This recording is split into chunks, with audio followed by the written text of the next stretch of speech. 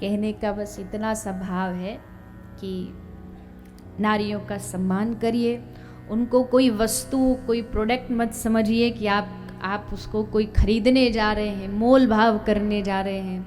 ये सब समाज की हमारी कमजोरी को प्रदर्शित करते हैं। तो वेदों की चौथी मर्यादा है नारी का अपमान नहीं, कभी नारी पर हाथ उठाना नहीं, नारी को कमजोर समझ करके उस पर प्रहार करना, ये मूर्खों की निशानी है।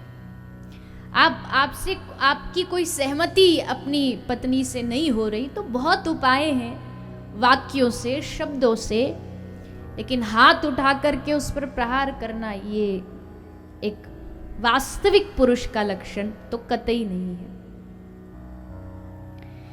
तो वेदों की मर्यादा है नारी का सम्मान करिए। आगे कई सारी मर्यादा है, 5वीं है किसी से मारपीट न करना, अगली मर्यादा है किसी जीव के प्रति कठोर नहीं होना, और 7वीं मर्यादा है बड़ी सावधानी वाली, निंदा न करना, किसी की बुराई न करना।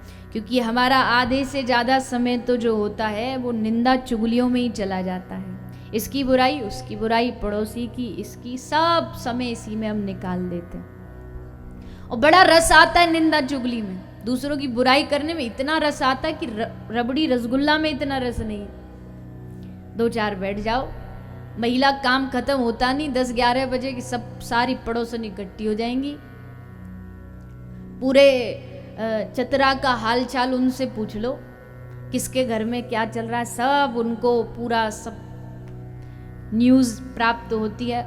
और जो भाई होते हैं वो जाके चौराहे पर बैठ जाएंगे, चाय पीते हुए या ताश खेलते हुए उन्हीं सब गप्पों में जीवन निकाल देंगे। लेकिन सावधान, हमारा ये जीवन इसलिए हमें प्राप्त नहीं हुआ है कि बस बैठ करके ऐसे ही टाइम पास करते रहो। कई लोगों से पूछो ना कैसे हो तो क्या उत्तर देते हैं, बस टाइम पास हो रहा है, काट रहे हैं समय।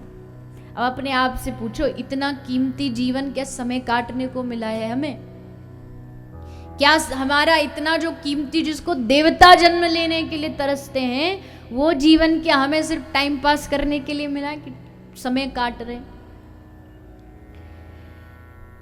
ऐसा नहीं होना चाहिए। आप सब यहाँ आए हो, अपना समय दे रहे हो, तो मेरा ये कर्तव्य बनता है कि आपको ये चीज़ समझाई जाए। समय का सही उपयोग करो, थोड़ा सा समय निकाल के सुबह शाम 2-4 माला कर लोगे तो क्या बिगड़ जाएगा हमारा?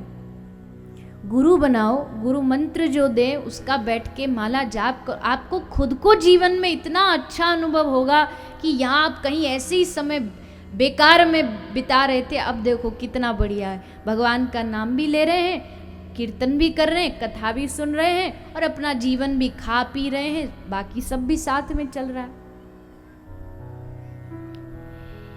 ये सावधानी बहुत जरूरी है, तभी आपका कथा सुनना सफल है। नहीं तो यहाँ 7 दिन आके आप उठ करके जैसे आए थे वैसे ही चले गए तो क्या लाभ हुआ कथा का? कुछ तो बदलाव हो, ये सोच के कथा सुनो, क्या ऐसी चीज़ है जो अच्छी हमको लगेगी, उसको हम चुनेंगे और उसको चुन के अपने जीवन में धारण करेंगे। ये सोच करके आपको कथा सुननी। हर दिन हम जब जागते हैं, इसका मतलब एक दिन हम और अपनी मौत के करीब हो गए, एक दिन और कम हो गया। तो ऐसे समय में मृत्यु को सुधारने के लिए क्या करना चाहिए? इस दुनिया में कोई आदमी ऐसा नहीं है जो दावे के साथ ये कह सके कि हम नहीं मरेंगे। सब मरेंगे, सबकी मृत्यु निश्चित है, काल सबका निश्चित है।